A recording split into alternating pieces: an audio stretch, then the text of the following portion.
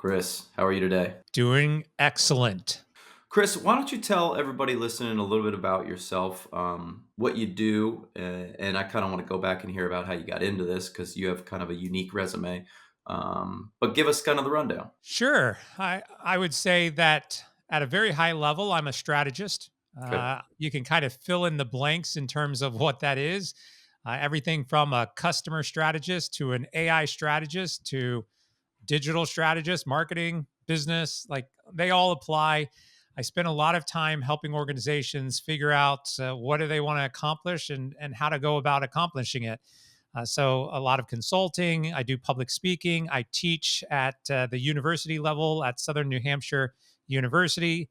I am a podcast host myself. I'm an author. I've written three books, with my fourth book getting ready to come out at the beginning of 2026. So yeah, I keep myself busy and do a little bit of a lot of different things. So what would you say occupies the most of your time there? Yeah, the most amount of time is probably in thought leadership, content writing.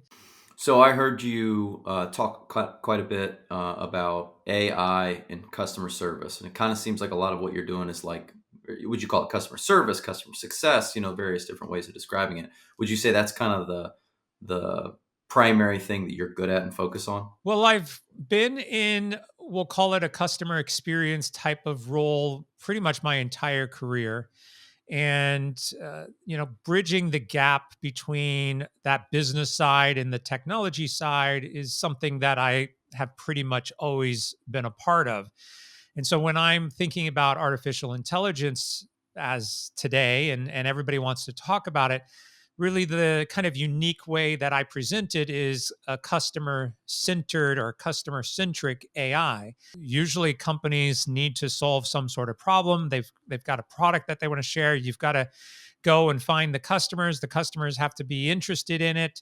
And so the basic premise is why are you using AI to solve a problem that you know your customers don't actually have? Like, start with the problem itself and then work your way inward to figuring out what type of technology you might need to solve that particular problem.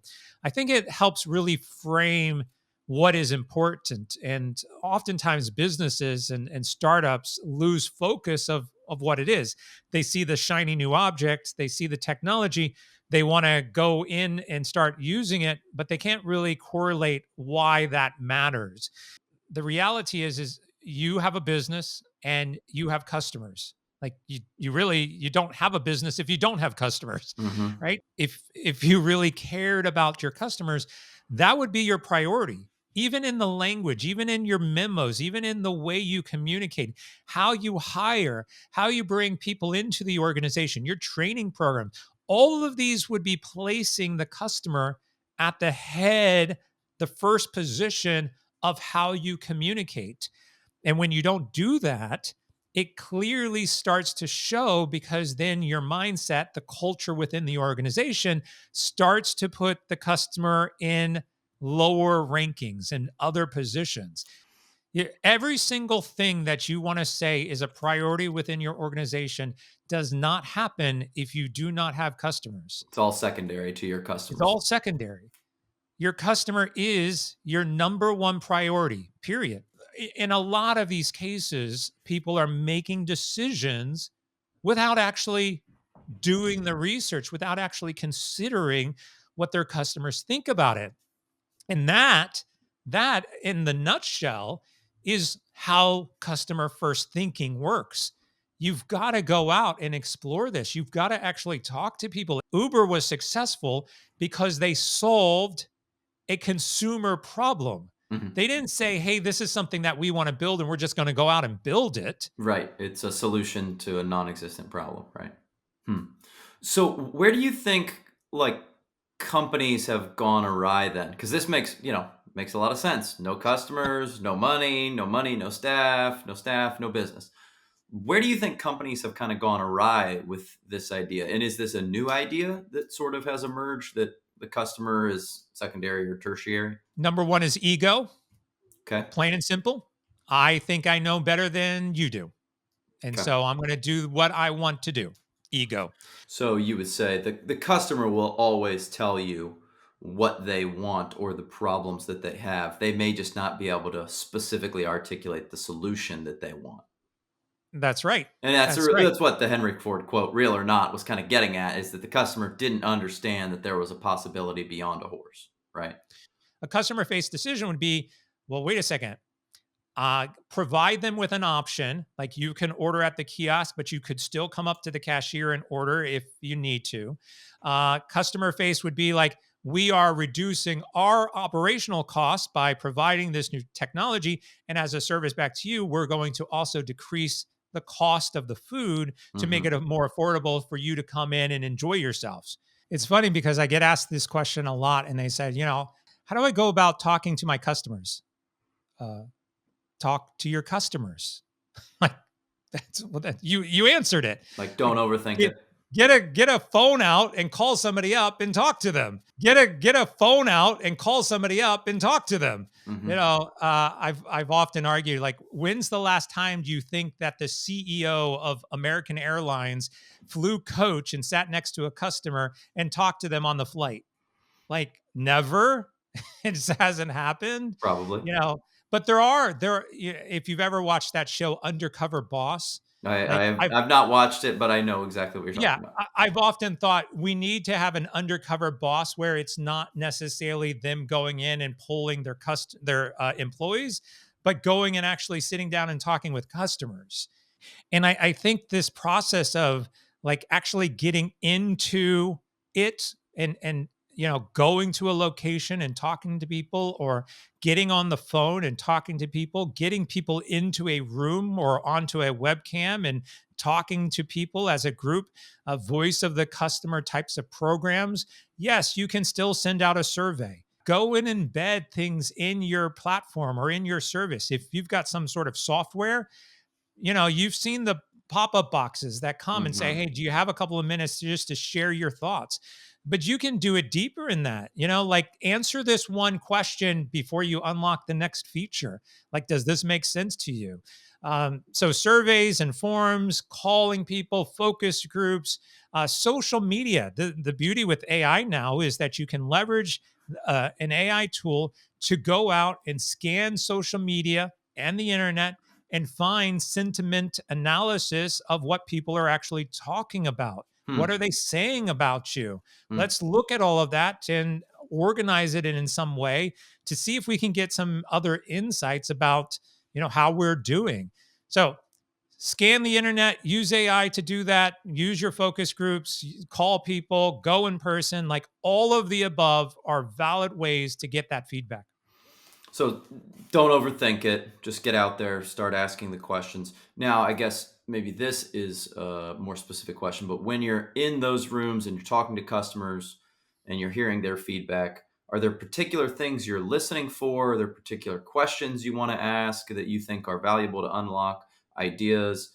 Like, and what's the difference between a customer giving you reasonable feedback and just kind of generally complaining?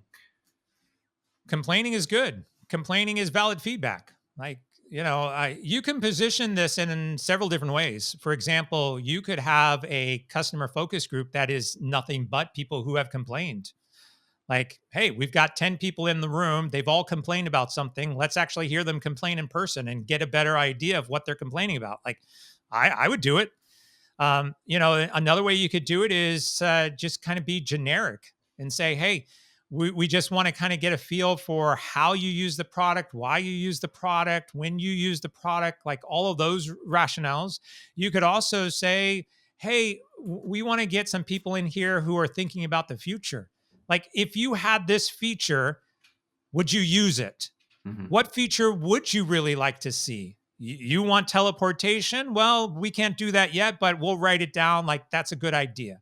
So, those types of forward focused motions are also acceptable.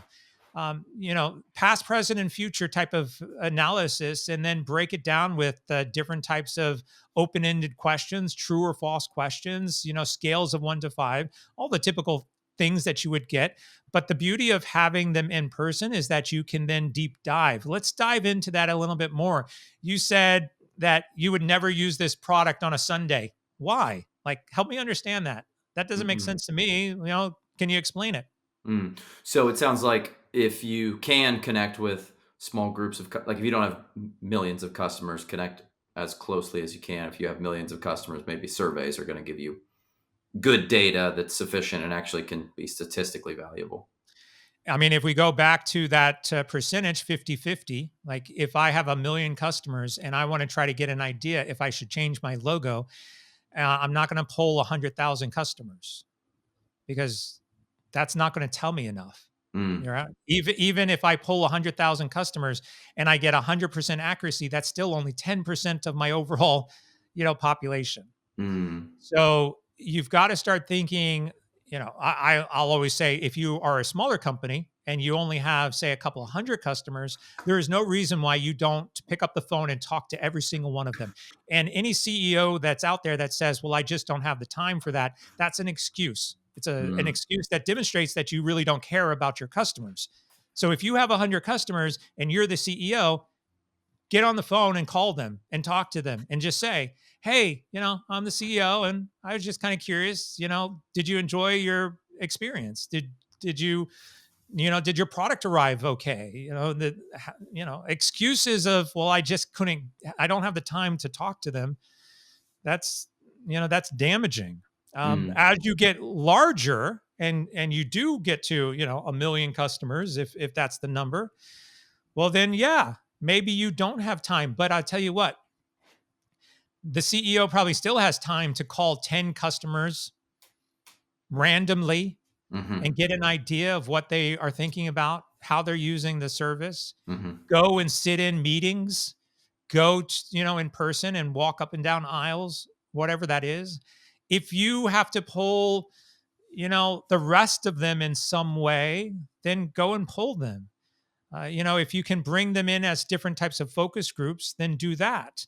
But again, there's your problem is figuring out what is acceptable percentages that if I only pull a fraction of these people and they like it or they don't like it, is that enough for me to make a decision that's going to impact them? And every company is going to have to make that decision. mm. Kind of sounds like it goes back to that prioritization. If you prioritize this, then you'll find time to do it, and you won't be the That's right. CEO that says, "Oh, I don't have time to talk to my customers." If you were in a relationship or you're dating somebody and you say, oh, I'm sorry, I got home and I didn't have time to text you goodnight or that I made it home safe or anything, that tells me that your priority is something other than the relationship, which is why most relationships break up, because it's like, well, you didn't have time for me. you Mhm. know it is the same principles here. Chris, thank you so much for your time this afternoon. We'll let you get loose and go enjoy that beautiful Southern California sunshine. Where can people find you? Some of the stuff that you do. You've got books. You've got tons of content out there. Where can people catch up with that? Yeah, best place is my website. You can find me at chrishood.com, CHRISHOOD.com. And there is my blog, my podcast, links to all of my books, all of my content, and all of my social media. So you can find me, follow me, reach out, ask questions. Happy to connect. And your podcast is? The Chris Hood Show. So you can go and find that as well right there, chrishood.com. Can't miss it. Thank you so much, Chris. Appreciate you. Absolutely.